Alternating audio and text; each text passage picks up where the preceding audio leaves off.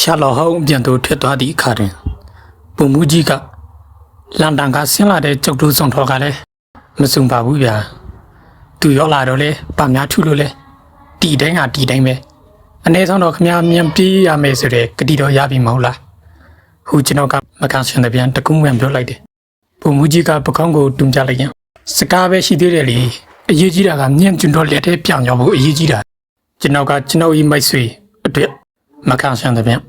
တစုံတရာပြောလိုက်မြည်ပြူတယ်ရှာလောဟောင်းဒီအခန်းထဲသို့ပြောင်းဝင်လာလေသည်ကဲဒါပီစတော့ကိုတားမယ်ဆိုရင်ကျုပ်နေနေတော့အစင်တယ်ပဲဗျအစင်တယ်ပဲဗျတွားကြတော့မလားယထာပေါ်သူကျွန်ုပ်တို့အတက်တွင်ညထိုင်းတငယ်ကလေးတယောက်သည်ကျွန်ုပ်တို့အတွက်တကားဖင်ပေးလေသည်ရှာလောဟောင်းဒီပါစကူရသည်မသိကောင်းကြီးတငယ်ကလေးကိုလက်တိုးလိုက်ရင်ဟေးတငယ်ကြီးမင်းတို့မြင်ခွင့်ထဲမှာရှိတဲ့တိုးတွေကိုပဲသူကျုံတယ်လေကွာကျွန်တော်ကျုံလိုက်ခမ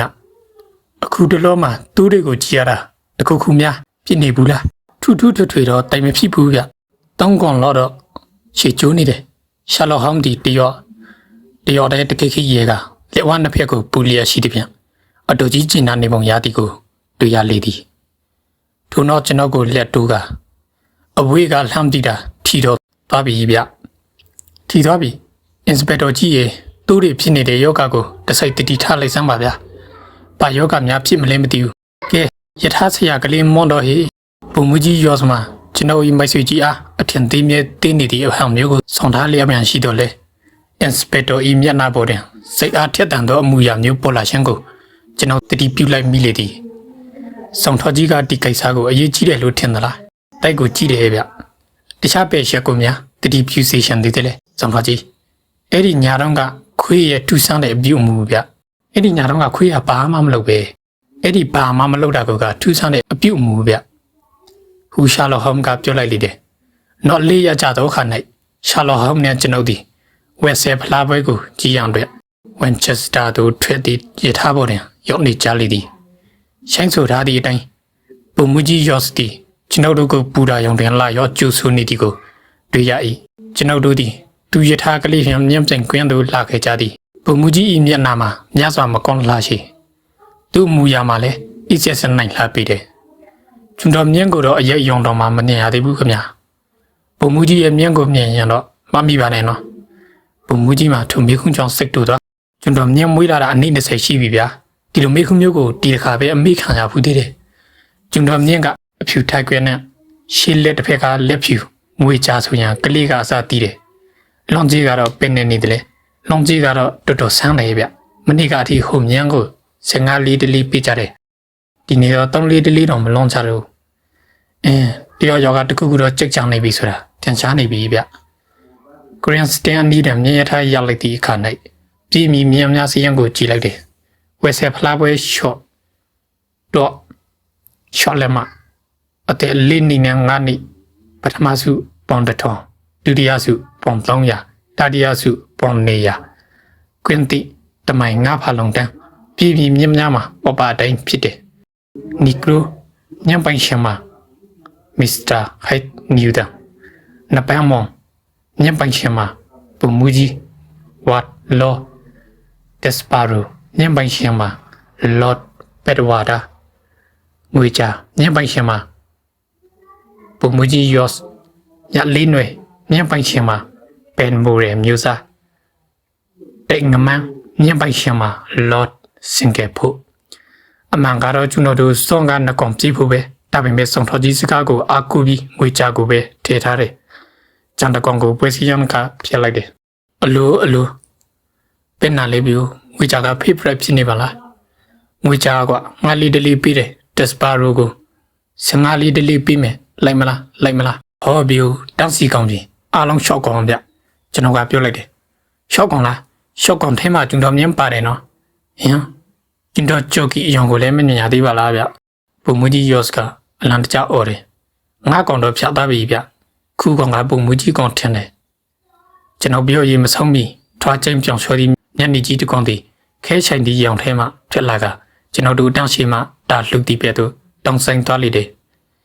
ကျောပေါ်တဲ့ပုံမူကြီးယော့စ်ရဲ့အယောင်ဖြစ်တဲ့အနည်းရောင်နဲ့အနီရောင်ကိုဝတ်ထားသည့်ကြော်ကြီးက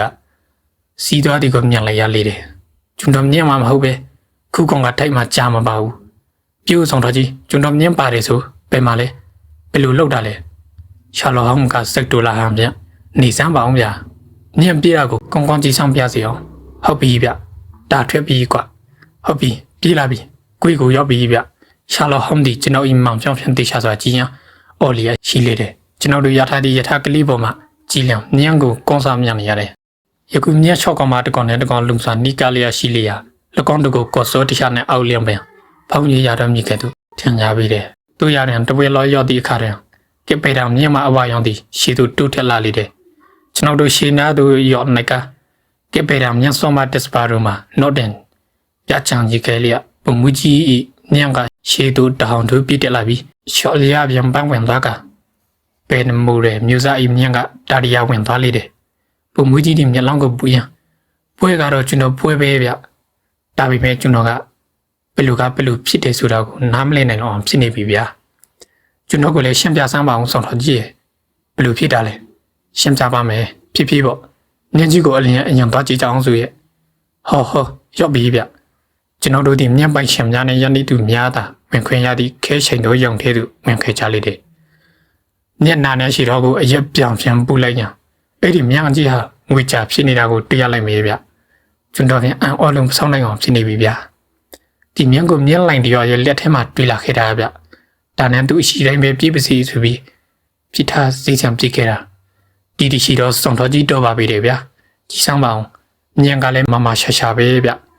ကျွန်တော်လက်ထဲမှာတုန်းကတဲ့တော့အရှိနေကောင်းနေသေးတယ်စုံတော်ကြီးရဲ့ရည်ရန်ကိုတန်တရားဖြစ်ခဲ့မိတဲ့အတွက်တော့မှတယ်ဗျမြန်ကိုပြန်ရအောင်လောက်ပေးခဲ့တဲ့အတွက်စုံတော်ကြီးရဲ့ကျေးဇူးကြီးပါပဲတယ်ကျွန်တော် trainer street ကိုတတ်ခဲ့တဲ့လူတတရံခံကိုမိအောင်ဖမ်းပေးနိုင်မယ်ဆိုရင်တော့စုံတော်ကြီးကျေးဇူးဟာဆက်လို့တော့ကောင်းမှာမဟုတ်ပါဘူးဗျဖမ်းပေးပြီးပါဘောဗျာရှာလော်ဟမ်ကတင်းငိမ်စွာပြောလိုက်တယ်ပုံမူကြီးနဲ့ကျွန်တော်ကသူ့ကိုတအောင်တော့ပြန်လှမ်းကြည့်လိုက်ရင်ဗျာဖမ်းပေးပြီးဟုတ်စားဒါပြန်အဲ့ဒီလူသားတရားခံပဲမလဲဒီမှာလေဗျာဒီမှာဟုတ်လားပဲမလ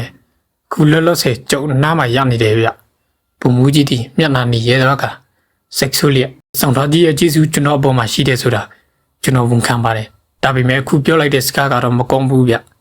ျဒီလိုတော့မကောင်းတော့တာမဟုတ်ရင်လဲတက်မဲ့ကျွန်တော်ကိုစော်ကားတာရှာလော်ဟောင်းကရေးလိုက်လျက်ပုံမူကြီးကိုလူသားတရားခံလို့ဆိုလိုတာမဟုတ်ပါဘူးဗျတကယ်တရားခံအစီကပုံမူကြီးရဲ့နောက်မှာရနေတယ်ဗျရှာလော်ဟောင်းဒီပုံမူကြီးနောက်ဖက်သို့သွားကငွေချကြီးပြုံချောနေတော့လက်ဆောင်မွေးများကိုပူတာပေးနေလေတယ်ပါစထွေးကားကိုတတ်တာမြင်လားပုံမူကြီးနဲ့ကျွန်တော်ကပြင်တူអော်လိုက်ကြတယ်ဟုတ်တယ်ခင်ဗျစထွေးကားကိုတတ်လိုက်တာတည်မြင်ပဲတိုးတော်လဲသူ့မှာအပြည့်မရှိရှာပါဘူးလေသူခင်ဗျကိုကာကွယ်တဲ့အနေနဲ့လောက်ရတာပါစထွေးကားဆိုတဲ့လူဟာလူကောမဟုတ်ဘူးခင်ဗျတပည့်ကောင်းတယောက်မဖြစ်သေးဘူးဟောနောက်တစ်ပွဲစားတော့မယ်ခင်ဗျကျုံလွန်ထားတာလေးကြည်ရအောင်မယ်အကျိုးအကြောင်းကိုတော့တော့အလျံတင်တဲ့အခါရှင်းပြတာပေါ့ထိုနေ့ညတွင်ကျွန်တော်တို့ဒီယထာပြန်လန်တန်တို့ပြန်ခဲ့ကြလေတယ်ညတနင်္လာနေ့ညကပင်လျံညဆုံးတွင်ဖြစ်ခဲ့သောအဖြစ်ပြနဲ့ပတ်သက်၍ရှာလော်ဟောင်းမြေရှင်းလက်ချက်ကိုနားထောင်၍လိုက်ခဲ့ကြသဖြင့်ကျွန်တော်လည်းပုံမူကြီးရော့စတိုမှာလန်တန်တို့ရောင်းမှန်းပင်မတိလိုက်ကြရှိတည်င်းစာတွေထဲမှာပါတယ်တည်င်းတွေကိုဖတ်ပြီးကော့ရှက်ဆွဲထောင်ပြီးတဲ့အတွက်ကြုံမှားသွားတဲ့ဆိုတာကိုအယံဝန်ခံချင်တယ်ဗျတိုးတော်လည်းအရေးကြီးတဲ့စိတ်အသေးစိတ်ရှက်လက်တွေကိုဖယ်ထုတ်လိုက်ပြီးအရေးကြီးတဲ့ရှက်လက်တွေကိုစီထုတ်တညာတည်င်းစာတွေထဲမှာလည်းတဲလုံစာတွေပါတင်တော့ပါပါတယ်ဒီပုံရိုင်းရကိုကျွန်တော်တို့လိုက်လာခဲ့တော့ကတကယ်လူသားတရားခံဟာ Peace Right ပဲဖြစ်လိုက်မယ်ဆိုတဲ့ယုံကြည်ချက်နဲ့လိုက်လာခဲ့တာဗျ Peace Right ကိုဆွဲဖို့အထောက်ထားတွေကတော့တမပြီးဆောင်လာဘူးပေါ့ဗျာတီတူ trainer အင်ရှိမှာယထာရလိုက်တော့ဒီမူမှာအမေသာဟင်းကအတော်ရေးကြီးတယ်ဆိုတာကြောက်ခွန်ထဲမှာလက်ကနေပေါ်လာတယ်ဗ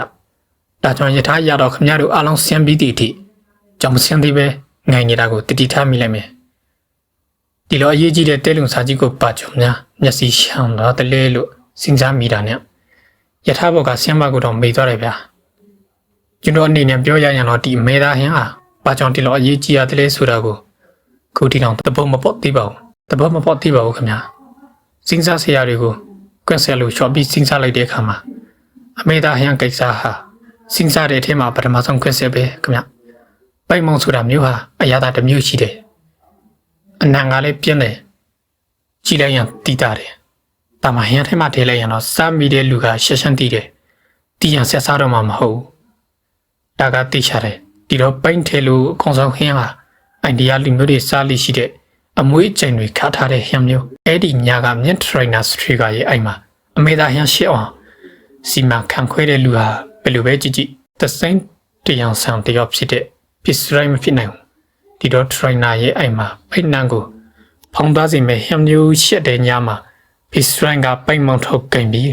လာမီရတာဖြစ်တယ်ဆိုရအောင်လဲတိုက်ဆိုင်လူအားကြီးနေတယ်လောက်လောက်မဖြစ်နိုင်ဘူးဒါကြောင့်ပစ္စရိုင်းဟာအမှုရဲ့ခွင့်ထဲမှာမရှိတော့ပဲအပြင်ကိုလောင်လောင်ရောက်သွားပြီကောင်းပြီဒီလိုဆိုရင်အဲ့ဒီညမှာသူတို့အိမ်မှာအမေသာဟန်ရှင်းအောင်စီမံနိုင်တဲ့လူဟာသူရှိတယ်လေဆိုတော့စထရီကနဲ့သူမိန်းမပဲရှိတယ်ဒီဇာလောင်းရဲ့အဆက်ကိုနားဆင်ဖို့အတွက်ကျွန်တော်ရဲ့ရှောင်းတဲ့ကိုလိုက်ရန်ဆက်စကွာလောက်ထားပြီးခေါင်းလောင်းလေးကိုအော်နိုင်ထားပေးဖို့တောင်းဆိုချင်ပါတယ်